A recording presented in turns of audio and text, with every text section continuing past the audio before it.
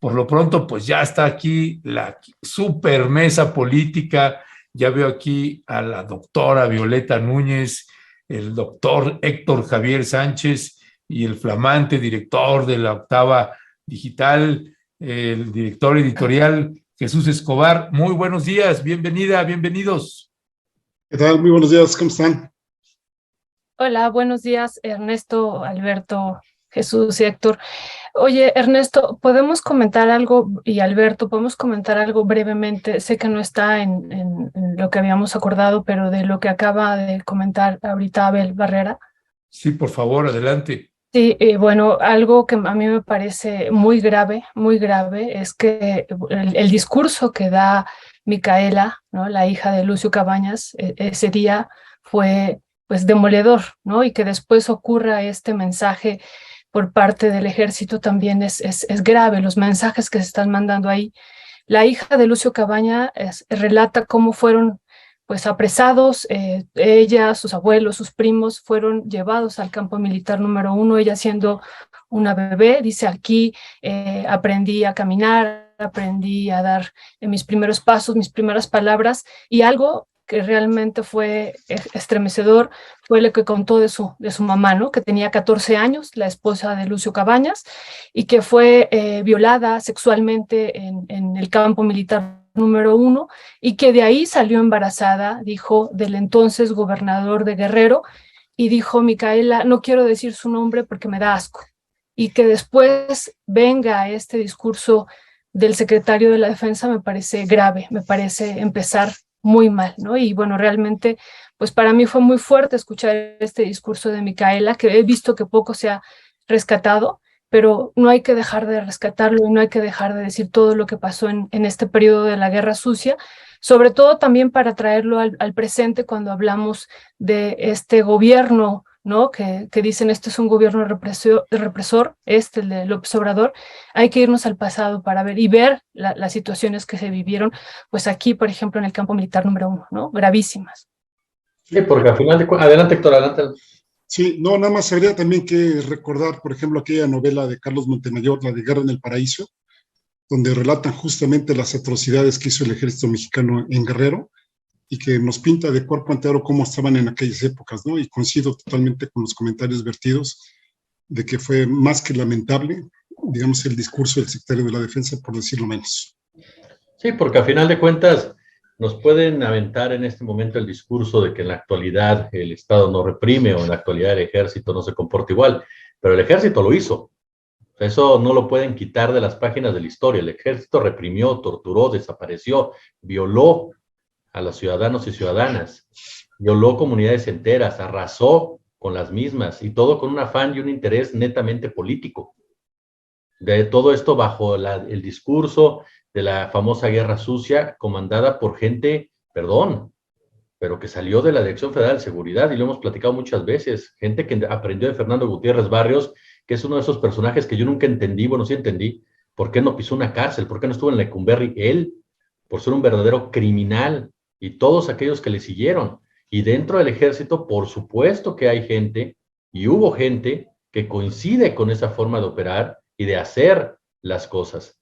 ¿Por qué? Porque es la manera como el ejército mexicano, aunque durante muchos años nos lo han querido vender como una instancia patriótica, salvadora, que está ahí para cuidarnos, eso no es verdad.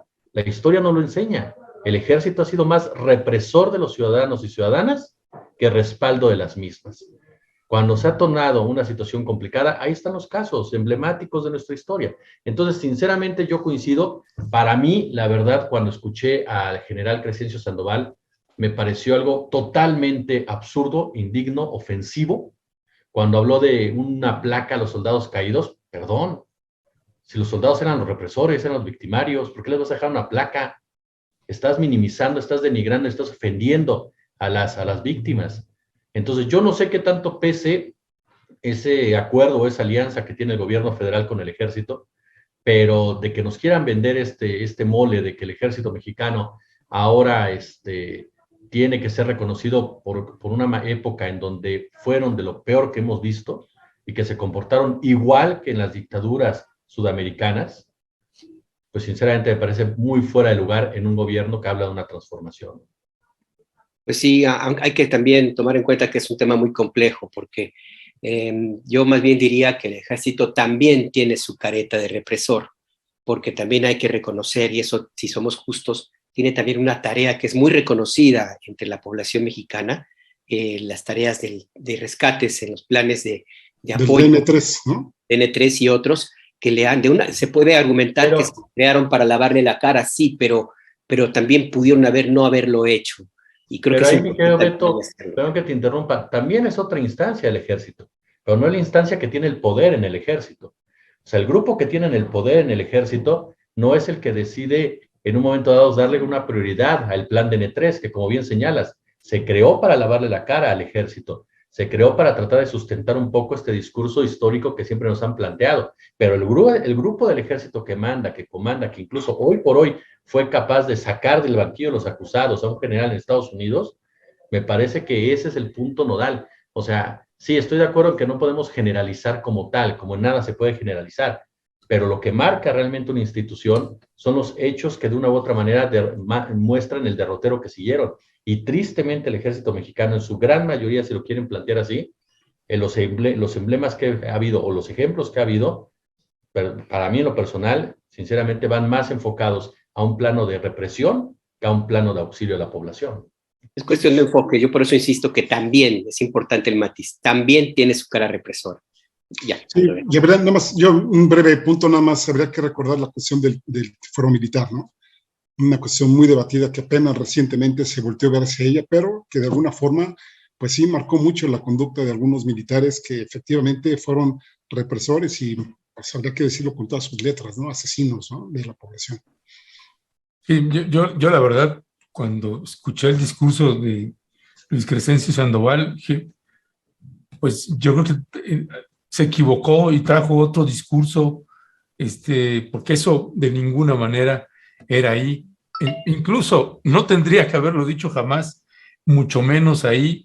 Y nada más te comento ahí, Violeta, que esto que precisamente dijo Micaela Cabañas Ayala, lo pasamos hace un rato, pasamos ese fragmento precisamente porque pues sí, a muchos nos estremeció de muchas maneras el testimonio de Micaela Cabañas Ayala a propósito de su mamá, de Isabel Ayala.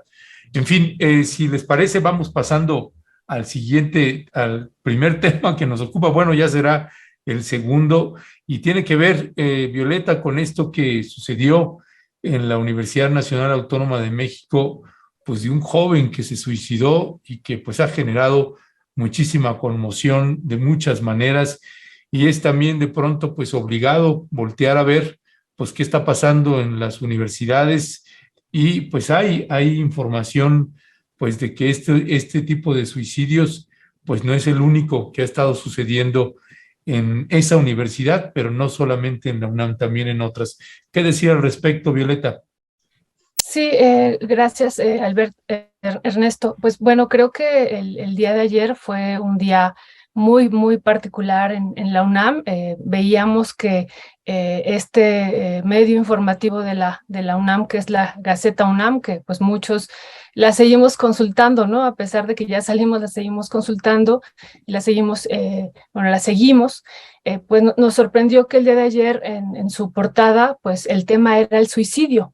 De este día de ayer era el suicidio y se reportaba cómo pues estaba creciendo el suicidio en México y bueno, hacían alguna referencia de algunos doctores y doctoras de la Facultad de Medicina, pues que estaban a cargo y al tanto del estudio del suicidio en México.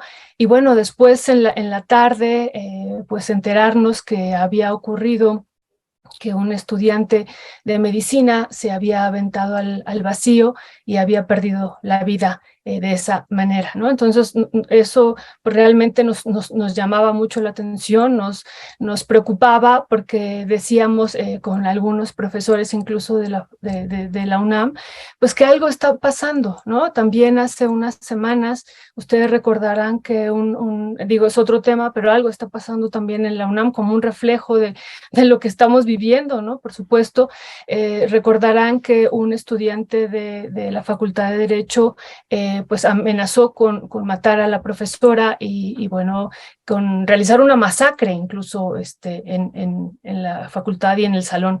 Y bueno, ese es otro tema, pero digo, está pasando algo está ocurriendo. Y bueno, no dejar de ver que lo que está pasando ahí como un reflejo de la sociedad, pues es alarmante, ¿no? Incluso la Gaceta UNAM del día de ayer señala que esto, si no se detiene, va a llegar a cifras pues que ya son escandalosas, pero que aún podrían aumentar, ¿no? Por ejemplo, señala como en el año 2020 hubo casi 8,000 suicidios, estamos hablando de 8,000 suicidios en México, dicen 700 más que en 2019 y 1,000 más que en 2018, y algo muy, muy importante es que los datos que nos dan en la UNAM es cómo quien está quitándose la vida son los jóvenes, entre 14 y 29 años fundamentalmente.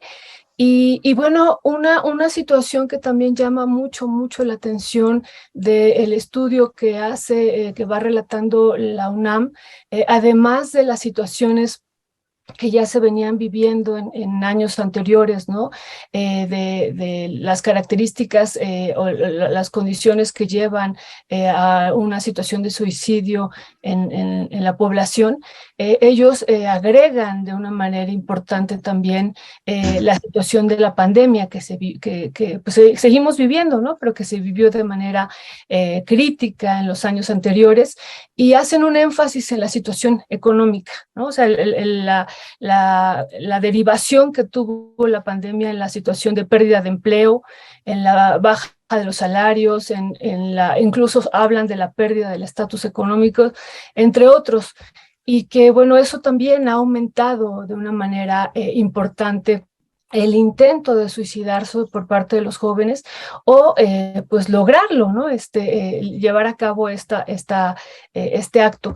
Y bueno, pues yo diría que pues hace unas semanas celebramos en la UNAM este evento de la Asamblea y la Conferencia de Claxo. Se habló mucho de luchar por la vida, de resistir por la vida, ¿no? Frente a estos proyectos que hay, que ahora, antes hablábamos de estos proyectos de muerte, ahora también estamos hablando de terricidio, ¿no? A partir de lo que ocurre con el sur del continente y de todo el continente, y se hablaba que pues la lucha es por la vida, y bueno, pues unas semanas después vemos que alguien en la UNAM se quita la vida, ¿no? Pero alguien de una facultad que también, como medicina, que están ahí para salvar vidas y que finalmente pues sabemos que hay muchas causas, es multicausal, multifactorial lo de el suicidio, no sabemos qué fue lo que lo llevó a este estudiante a quitarse la vida, pero bueno, sí nos llama la atención que sea en esta facultad.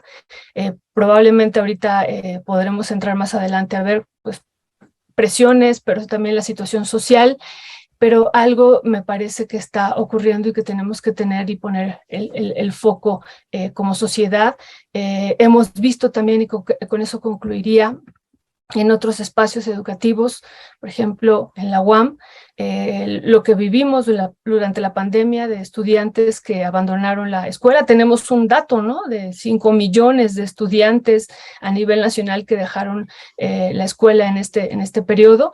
Pero bueno, vemos también ya de manera micro, ¿no? Lo que están viviendo las y los estudiantes de pues, sus papás que perdieron el empleo y que todavía no lo han recuperado, algunos de ellos que murieron, ¿no? Tuvimos casos dramáticos en la UAM, ¿no? De que algunos estudiantes pues te decían una semana, murió mi papá, a la otra murió mi mamá, murió mi hermano, y pues finalmente se fueron, ¿no? Y bueno, eso me parece que como sociedad tenemos que atenderlo. Estamos hablando de casi 8,000 suicidios, no es poco, y esto, como dice la UNAM, va a ir creciendo.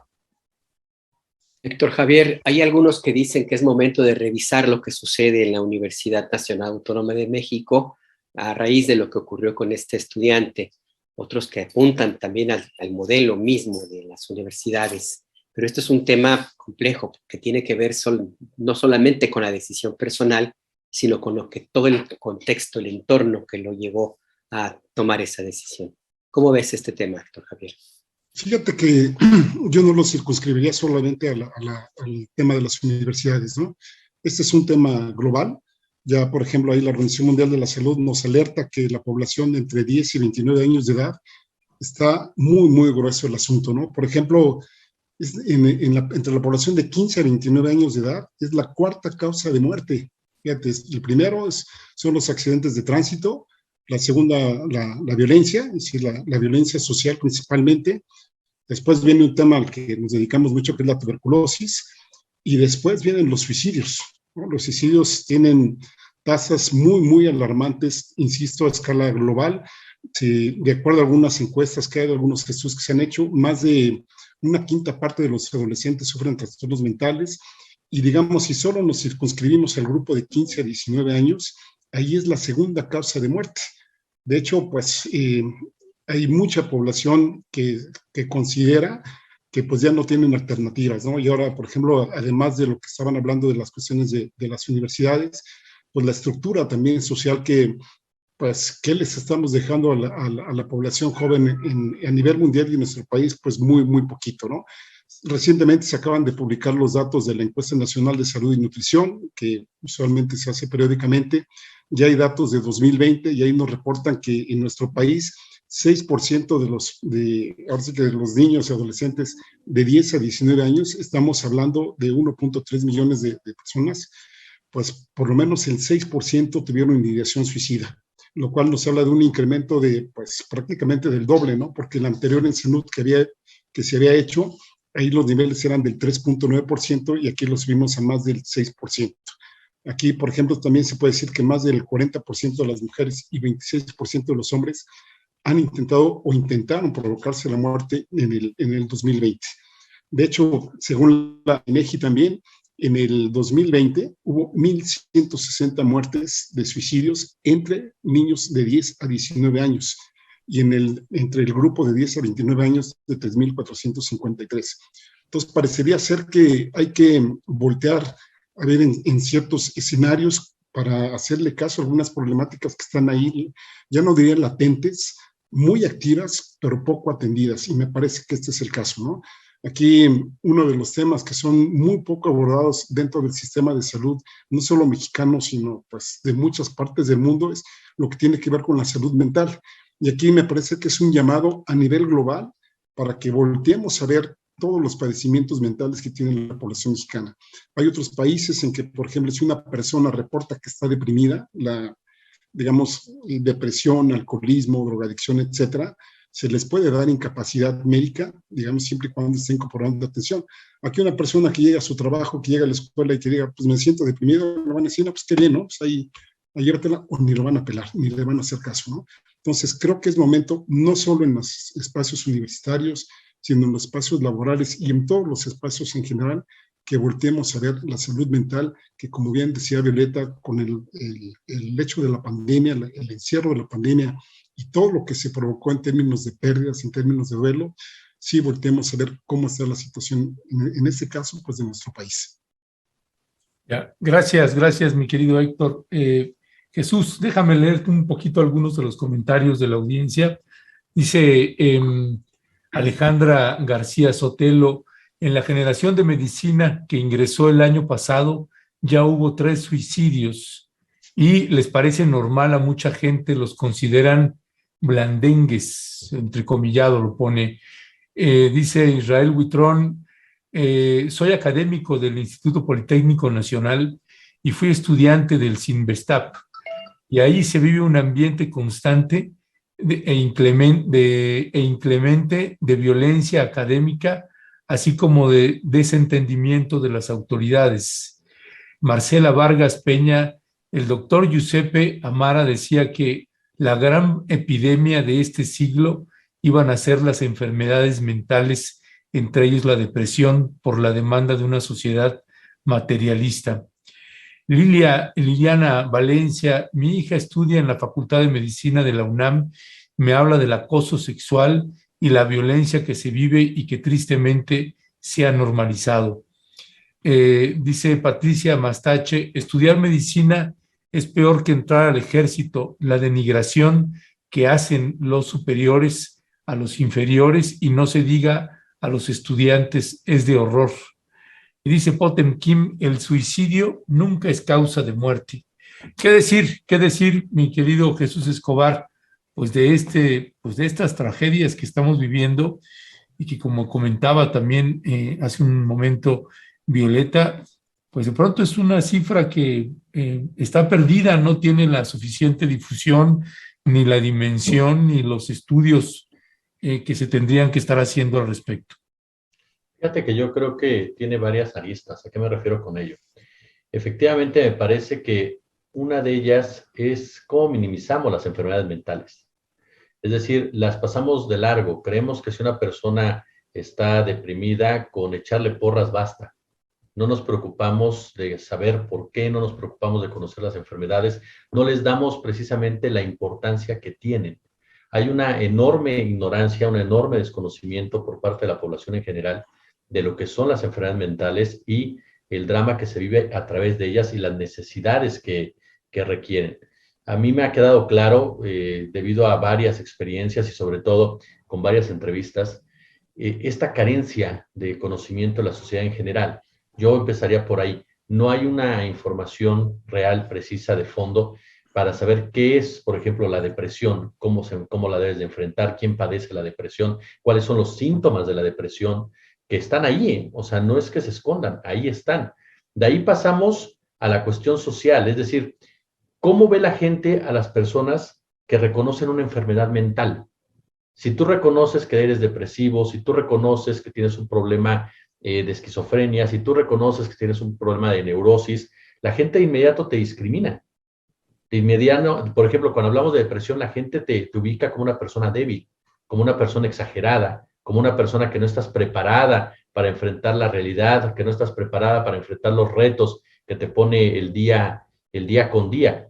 No hay empatía socialmente hacia las personas que reconocen las enfermedades mentales o que reconocen que tienen alguna enfermedad mental. Hay mucha estigmatización y eso también provoca que muchas personas no acepten que tienen esos problemas. El caso de los suicidios, que coincido plenamente con Violeta, es un tema que lamentablemente se ha vuelto una cifra, así se ha convertido en una cifra y no hemos ido más allá de la cifra. Me parece que es el mejor ejemplo de ello. Una persona que decide quitarse la vida no lo decide de un minuto a otro. Es un proceso que está viviendo. Y es muy triste, muy lamentable que en su alrededor nadie se haya dado cuenta o que nadie haya podido ayudar a esa persona. Vivimos una época en donde efectivamente no es fácil, una pandemia, desempleo, pocas oportunidades, en donde los jóvenes se topan con una situación en donde ni siquiera tienen seguro social, ni siquiera tienen una pensión asegurada, ni siquiera pueden dejar la casa de sus padres en muchas ocasiones porque no les alcanza para la renta, y viven una situación muy poco comprendida por la anterior generación. La anterior generación que los estigmatiza, que los cataloga como la generación de cristal, como la generación de mazapán, en lugar de entender precisamente la realidad que están viviendo. Y me parece que ahí eso es un reflejo de lo que pasa en el caso concreto de la Universidad Nacional Autónoma de México, pero también en escuelas privadas, porque ha habido suicidios también en universidades privadas. Y las han incluso silenciado, o no les han dado el trato que se debería de tratar, se les debería de dar. Entonces, si nos topamos con una juventud que cuando mira hacia adelante no ve nada, o ve muy poco, o ve caminos muy cerrados, no ve una sociedad que la comprenda, no ve una sociedad que la respalde. Vemos una sociedad que cada día son más de individuos y muy poco colectivo. Y cuando tú te conviertes solamente en eso, en un individuo sin nadie alrededor, también es un problema muy serio que te va derivando en problemas de depresión. Entonces, yo sí creo, y para cerrar, no es mi afán analizar nada de eso, pero sí quiero aterrizarlo un poco con una película. Ya ven que luego me da por hablar de películas. Este caso concreto del Joker, en donde más allá del término de quién es el personaje, cómo te plantean las enfermedades mentales. Y hay una frase contundente de un personaje que yo creo que es el reflejo, cuando él va con una doctora y la doctora le dice, al Estado no le importan las personas como tú. A las instituciones no les importan las personas como tú. Si tienes un problema, una enfermedad mental, al Estado no le importas porque no existes. Y para la sociedad eres una carga. Entonces me parece que eso es algo que tendremos que mirar hacia adentro y empezar, uno, a normalizar las enfermedades mentales, entender que son parte de una época, auxiliar a las personas que las tienen en lugar de estigmatizarlas y criticarlas, y comenzar a entender a una generación que enfrenta muchos obstáculos, y no es porque sea una generación de cristal, sino porque está enfrentando muchas herencias que la generación X y los boomers, como se les cataloga, los pusieron en esa circunstancia. Sí, esa película que en España le titularon El Bromas. No, bueno, es que en España tienen un serio problema, muy serio problema con los títulos. Yo, Bueno, ni siquiera veas Star Wars con españoles, porque es... perdón, ya nos desviamos un poquito, doctora. El siguiente, si quiere usted comentar un poco más sobre este tema que ocurrió en la UNAM y le parece que podemos abordar el siguiente punto que tiene que ver con esta posición del presidente electo de Colombia, Gustavo Petro, y un discurso que nos parece muy importante. Yo creo que inclusive está fundamental para lo que viene en ese país. Hay un video, Ernesto, entiendo, no sé si lo podemos ver, a reserva, por supuesto, doctora, si quieres abundar sobre el tema de la Universidad Nacional Autónoma de México. Pues sí, que yo coincido con lo que dicen Héctor y Jesús, ¿no? Por ejemplo, cuando están terminando los estudiantes economía en la UAM, y como dice Jesús, y no nada más es de la UNAM, es de las otras instituciones, también las privadas, ellos dicen, ¿cuál es el futuro? ¿No? ¿Qué nos espera?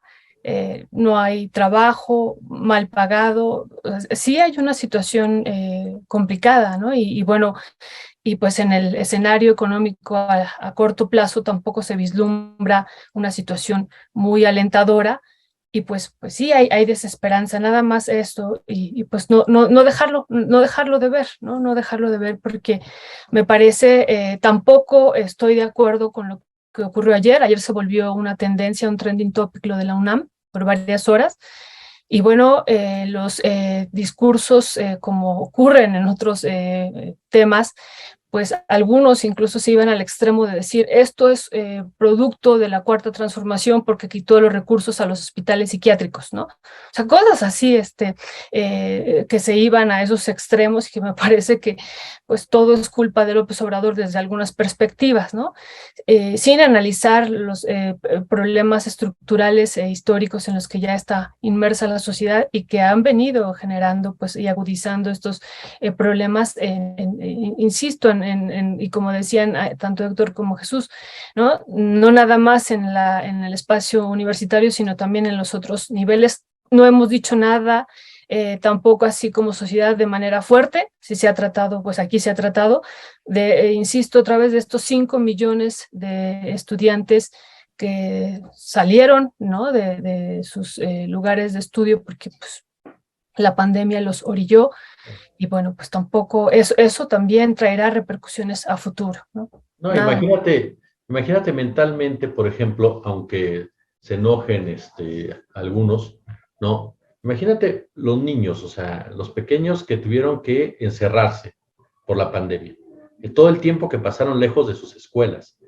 las relaciones, las familias que a final de cuentas perdieron el empleo, el padre o la madre, que de por sí tienen problemas económicos serios, las familias que se fragmentan, los niños presentes. Si eso le agregamos, por ejemplo, la violencia que se vive en este país, o sea, jóvenes que, ¿cómo se llama?, que no tienen otra posibilidad más que o enlistarse sicarios, de plano, como pasa con la Unión Tepito aquí en la Ciudad de México, que hay lugares y colonias en donde hasta levas llevan a cabo, y jóvenes que no tienen otras opciones, en pocas palabras.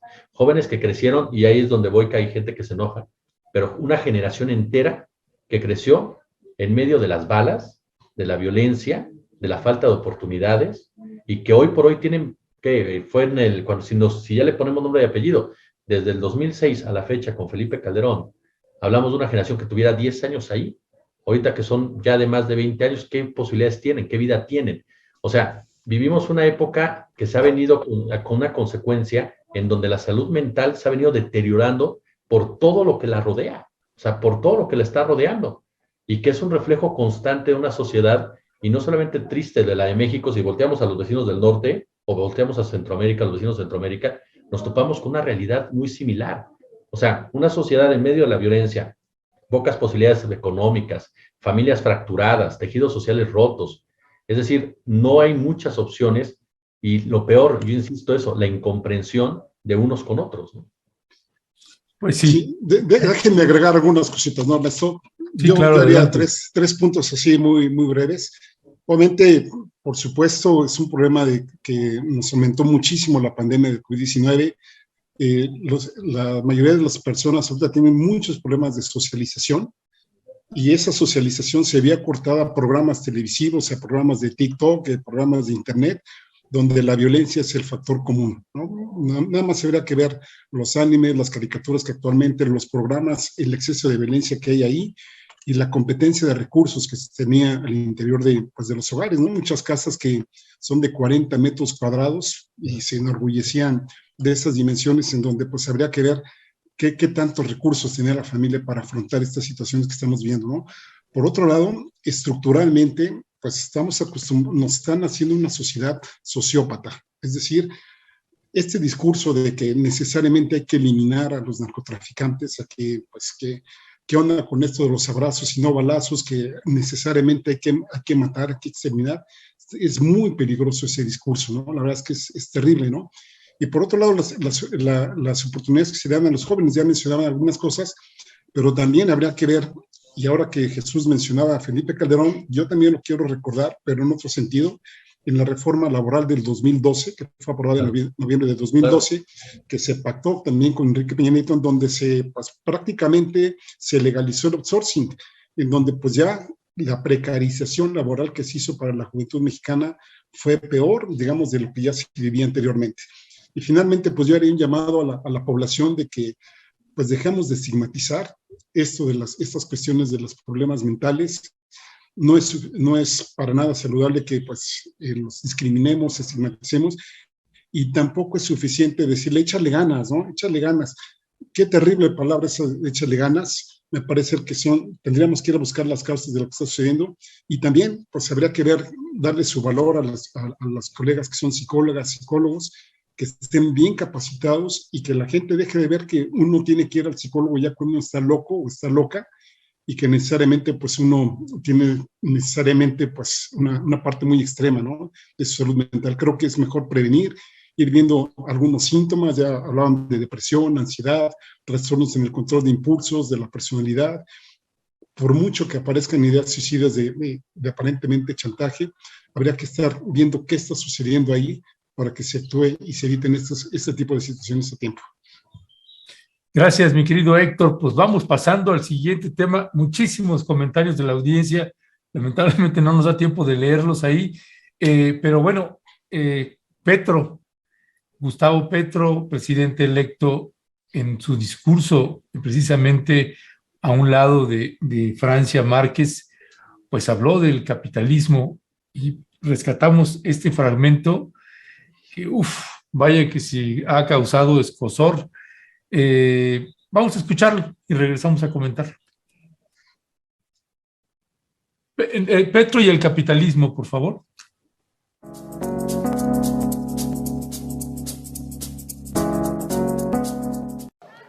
En estas campañas venían gritándonos una y otra vez, construyendo la contracampaña quizás a partir de las mentiras y del miedo, que íbamos a expropiar los bienes de los colombianos, que íbamos a destruir la propiedad privada.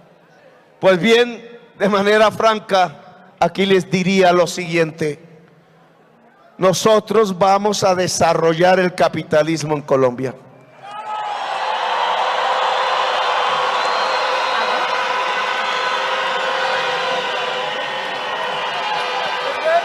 No porque lo adoremos, sino porque tenemos primero que superar la premodernidad en Colombia, el feudalismo en Colombia, los nuevos esclavismos, la nueva esclavitud. Tenemos que superar mentalidades atávicas ligadas allá a ese mundo de siervos, a ese mundo de esclavos que tenía como contraparte los señores y los dueños esclavistas. Tenemos que construir una democracia. Y esa democracia la vamos a construir a partir de permitir que exista un pluralismo de conciencias, un pluralismo ideológico, un pluralismo de colores, un pluralismo económico. El pluralismo económico significa superar las viejas esclavitudes, los viejos feudalismos, poder tener una tierra que se llene de alimentos cultivados, tener un espacio para las comunidades indígenas, para que se desarrolle su autonomía, su cultura, tener una economía popular que se pueda fortalecer a través de la conectividad, a través de la educación, a través del crédito barato. De ahí saldrán formas del capitalismo, sí, ojalá democrático, ojalá productivo, ojalá no especulador. De ahí saldrán también nuevas formas de relacionamiento de la humanidad a partir de las nuevas tecnologías. De ahí saldrá una economía fuerte, productiva. Por eso queremos transitar de la vieja economía extractivista que mataba el agua y que mataba la vida hacia una nueva economía productiva que pueda hacer crecer en toda Colombia puestos de trabajo, producción, que es la base misma de la riqueza.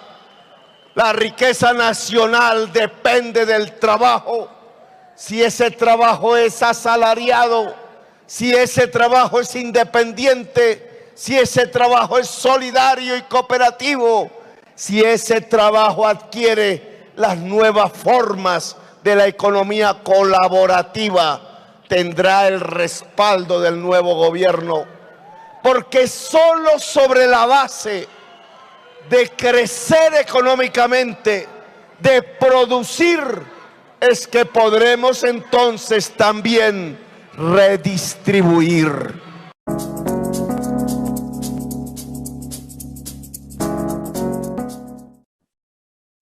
Pues ahora sí que, como dice el clásico, mi querida Violeta,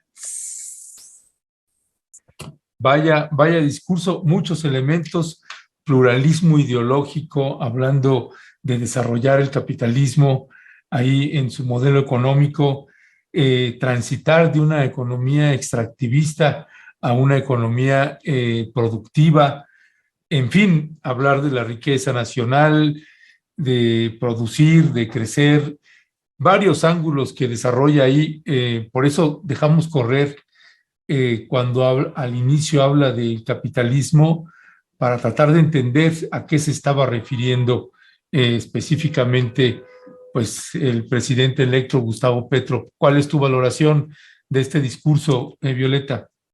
Sí, Ernesto, pues creo que nos sorprendió a muchos y a muchas el discurso. Entendemos que es un mensaje que se dirige al capital, lo entendemos, pero aún así, pues sorprendió mucho por lo que es el capital y por lo que él dice que van a desarrollar el capitalismo en Colombia.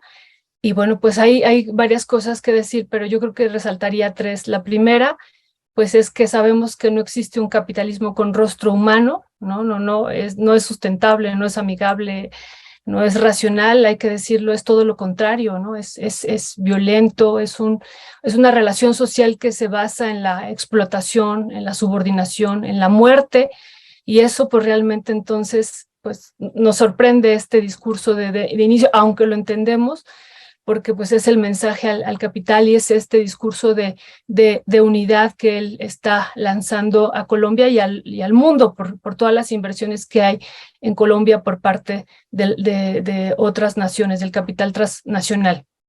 Eso por un lado, pero también hay otra cosa importante que hay que señalar, que Colombia es una nación netamente capitalista, ¿no? Es una nación con un capitalismo dependiente, ¿no? De subordinación, hay que decirlo, a otros capitales, pero es un capital periférico con determinadas características que pues se ha engarzado al mundo, igual que lo hemos hecho el resto de América Latina, pues desde la época colonial, ¿no? Con esta pues transferencia de valor hacia los centros, pues antes de imperios, ¿no? Y ahora pues hacia estos centros económicos que hay, primero, ¿no? Desde la época colonial mandando pues estos metales, en particular Colombia, ¿no? Oro, plata, desde lo que es acumulación originaria, y así es como se engarza al capital y así es como inicia el desarrollo de este capitalismo periférico en Colombia.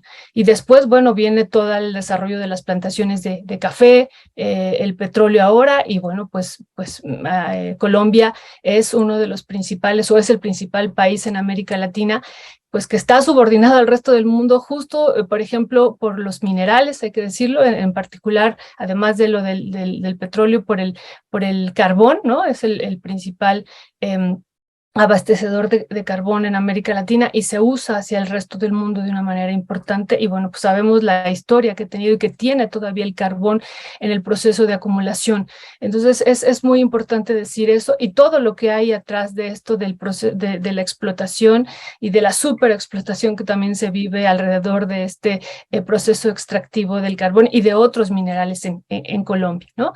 Y un punto pues final, y con eso terminaría, pues es que me parece un discurso que se contrasta, insisto, lo entiendo perfectamente bien como mensaje al capital y en la unidad, lo vuelvo a repetir, pero contrasta con el discurso de Francia que se había hecho unos minutos antes, ¿no? Ella hablando del vivir sabroso, de esta, que podemos incluso pensar en términos teóricos, como lo han hecho varias estudiantes y estudiantes de Colombia acá en México, que vienen a hacer sus tesis a México, trayéndonos el vivir sabroso, y que lo equiparan ellos con el buen vivir, ¿no? Del mundo de los agrodescendientes, del mundo indígena campesino de Colombia. Y de un mundo donde no haya violencia, pero bueno, hay que decir que Francia ha encabezado una lucha muy intensa contra las mineras, que desde mi perspectiva pues es el claro ejemplo de lo que es el capital en Colombia, ¿no? Y no hay que dejar de decirlo una y otra vez, que Colombia ya desde hace varios años es el principal país en América Latina y en el mundo donde ocurre el mayor número de asesinatos a los defensores y defensoras de los territorios, donde hay pues recursos naturales, entre ellos los minerales. Y me parecía a mí, pues, contrastante, ¿no? De que Francia es y ha sido, bueno, incluso, ¿no? Pues se le intentó asesinar, ha sido amenazada por esta defensa frente a esta industria capitalista del extractivista, ¿no? Que es, insisto, el claro ejemplo de lo que es el capital en Colombia. Y bueno, y entonces decir, vamos a desarrollar el capitalismo en Colombia, pues contrasta frente a estas luchas y batallas que se han tenido, y pues sin dejar de mencionar que el capitalismo finalmente es eso, ¿no? Es la muerte que ha llevado a Colombia, es el saqueo, es el despojo, es la subordinación. Y es la forma como se ha engarzado, insisto, Colombia y el resto de América Latina hacia el mundo con ese tipo de capitalismo, un capitalismo que pues es, insisto, y está y sigue estando subordinado pues a estos capitalismos centrales.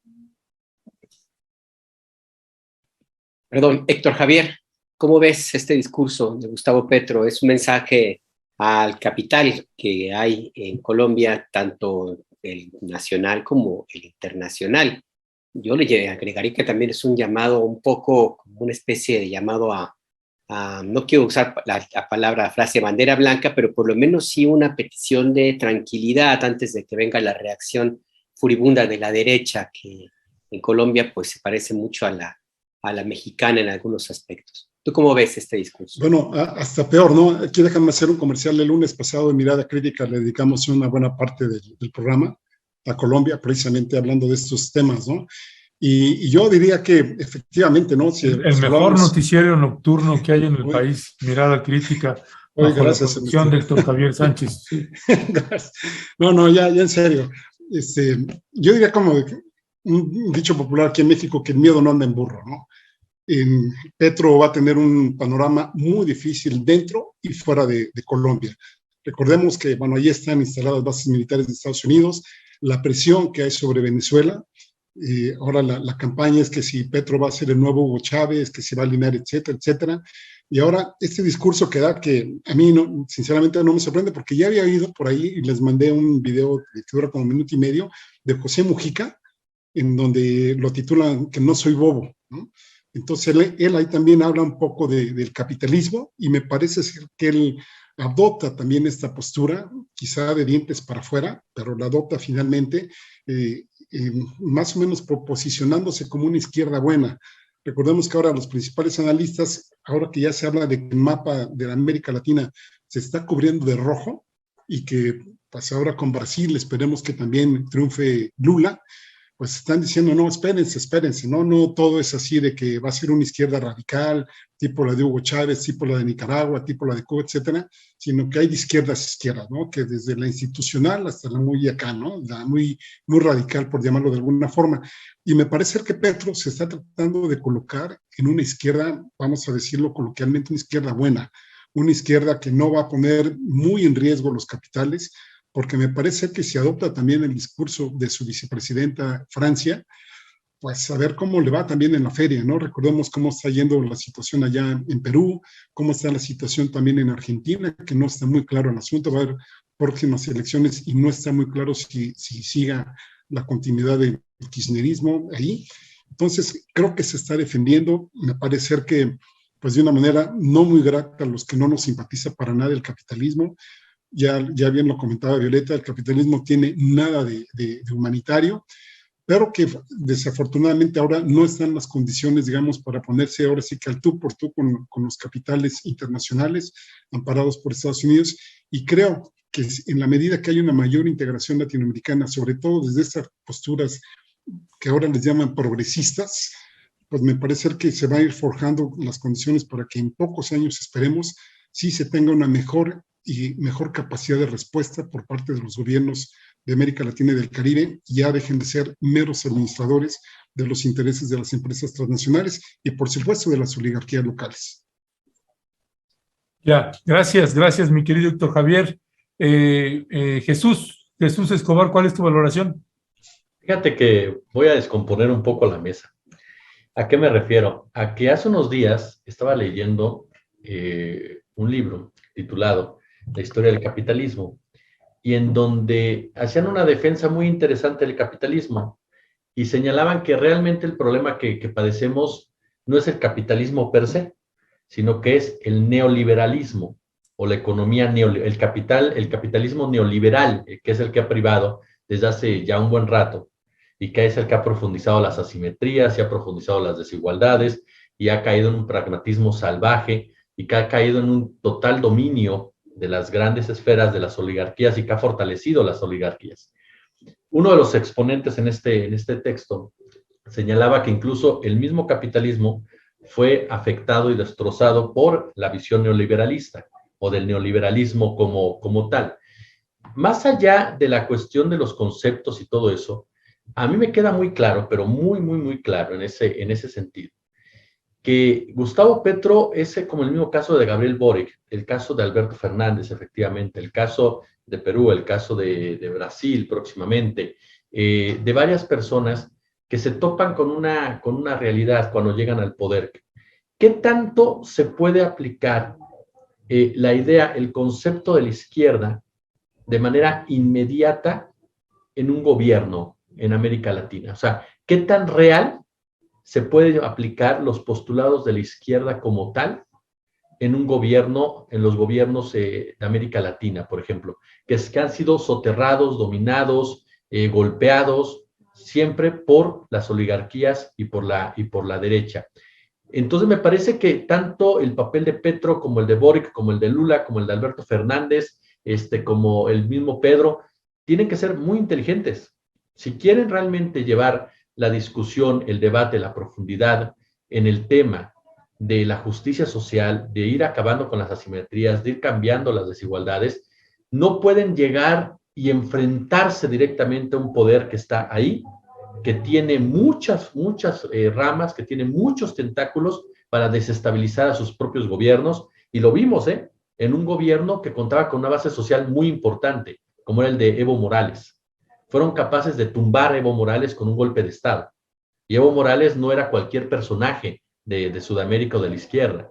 Entonces, me parece que en ese marco, tanto Petro como el resto sí tienen que entender que para lograr las metas que ellos consideran, para lograr los fondos que ellos buscan, para lograr la mirada que ellos quieren, para lograr aterrizar sus conceptos de gobierno, tienen que aprender a lidiar con ese otro poder que está ahí y que va a tratar de una u otra manera de desestabilizarlos. Ahora, no con esto quiere decir, al menos así yo lo entiendo, y a lo mejor estoy pecando de ingenuo, ¿no?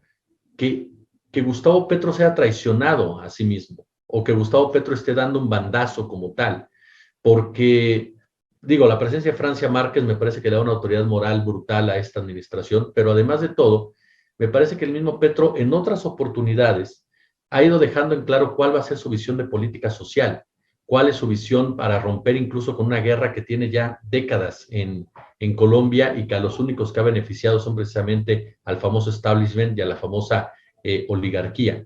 Entonces me parece que habrá que darle tiempo a Petro para ver cómo va desarrollando estos conceptos, cómo va aplicando su forma de gobierno, y sí creo que tienen que ser muy inteligentes los gobiernos que realmente quieran cambiar las cosas para poder romper con poderes que, caray, lo estamos viendo aquí mismo en México, ¿no? O sea, Andrés Manuel López Obrador llegó con 30 millones de votos, una cantidad brutal que no había alcanzado nadie en muchísimo tiempo, y sin embargo no le alcanzó para romper esos amarres, no le alcanzó para romper con esos grupos de poder que siguen teniendo una influencia bárbara en este país. Y lo mismo pasa en Colombia.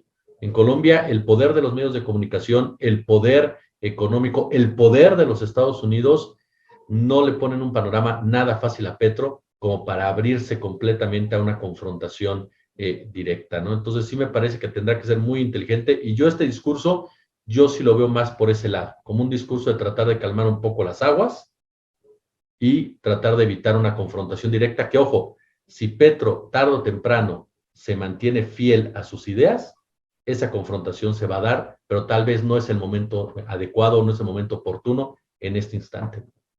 Perdón, ahí Ernesto y Alberto, sí, yo coincido con lo que dice Héctor y Jesús, nada más que hay que, por ejemplo, si contrastamos o si comparamos con López Obrador, recuerden que acá el único funcionario que ha dicho vamos a llevar el capitalismo y vamos a desarrollar un capitalismo de a de veras en el sureste fue Jiménez Pons, y hoy ya no está al frente del Tren Maya.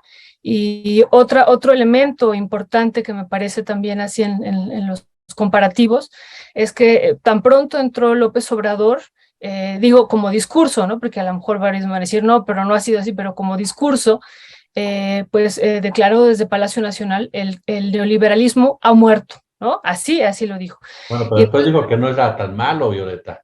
Sí, claro, después dijo eso, pero digo, como discurso inicial, así inició. Entonces, digo como discurso, porque varios de la audiencia van a decir, sí, pero no, porque el neoliberalismo sigue. Bueno, como discurso, eso a mí me hace contrastar los discursos de entrada, ¿no? Digo, entiendo perfectamente a Petro, por supuesto, ¿no? Incluso la presión del capital financiero minero es brutal. En Colombia, insisto, por cómo se ha engarzado el resto del mundo, y pues sí tenía que mandar estos mensajes, pero pudo no haberlo hecho, pudo haber dado otro discurso también de unidad, no diciendo vamos a desarrollar el capitalismo en Colombia, por lo que implica el capital. Eso es todo, ¿no? Pero además el presidente López Obrador sí dijo esto de que el neoliberalismo ha muerto, y su discurso era muy de izquierda, y sin embargo hizo todo lo posible porque sobreviviera el Laura Temec. No, bueno, una comercial internacional, nada más. En el caso de Andrés Manuel, insisto, yo sí creo que de repente tienen que aprender a convivir con Dios y con el diablo. O sea, y en el caso de Andrés Manuel, por ejemplo, pues ahí está el consejo de administración que tiene. O sea, tiene a Slim también, el Grupo México. Slim, Salinas Pliego, o sea, entonces sí creo que de Pero repente... yo te dije como discurso. No, sí, no, Oye, Jesús. No, yo estoy de acuerdo. Yo estoy de acuerdo incluso contigo, Violeta. Creo que... Hay tiro, en Momentum, hay tiro, está muy bien. No, lo que yo no se les creo olvide que en el discurso muchas veces también es como medirlo un poco. Es decir, Petro efectivamente a lo mejor pudo quitarse ese término de decir no vamos a desarrollar el capitalismo, pero como tal me parece que, híjole, después de la campaña que se lanzó en Colombia y el poder que tiene la derecha en Colombia militarmente, porque ojo con ese detalle, en Colombia hoy por hoy se está discutiendo quién va a llegar a la defensa, al Ministerio de Defensa. Y es uno de los puntos clave en la estabilidad de Colombia de aquí en adelante. Y hay un detalle muy, ¿por qué? Porque legalmente en Colombia los militares no pueden involucrarse en el tema político, o sea, no pueden, y sin embargo lo hicieron en el caso de Petro. El responsable actual o que estaba al frente de la milicia renunció en un momento dado, cuando vio que la victoria de Petro ya era una realidad. Entonces, yo lo que voy es que los militares también están involucrados con esa derecha económica. Entonces, Petro sí tiene que ser muy inteligente en el discurso para no confrontarse con un poder económico que es capaz de generar una inestabilidad que lo lleva a un golpe de Estado. Oye, Jesús, no es que estén involucrados, ¿eh? No le hagas caso, Violeta, Ernesto nunca le hace caso a nadie. ¡Hay tiro! ¡Qué bárbaro!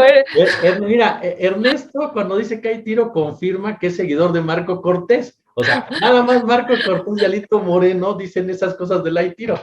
Y bueno, no, lo dice Julio César Chávez. No nos vengas con eso, boomer. O sea, tú lo dijiste por el caso. Hay tiro. Dime, Héctor. No, yo iba a decir que los militares en Colombia no es que estén involucrados, es que forman parte de, ¿no? Eso no hay que tenerlo. Y en el caso de México, bueno, pues un poco en zona decir, Carlos Slim, que es uno de los más allegados ahora de los empresarios, es un modelo de defensa de los derechos humanos y de los derechos laborales de sus trabajadores, ¿no? Entonces, yo creo que sí hay tiro. Hay tiro. Okay. Bueno, pues el tiempo se nos acaba, ya son más del tiempo para la mesa y nos quedaron ahí varios apuntes. Lo dejamos para la próxima, supongo.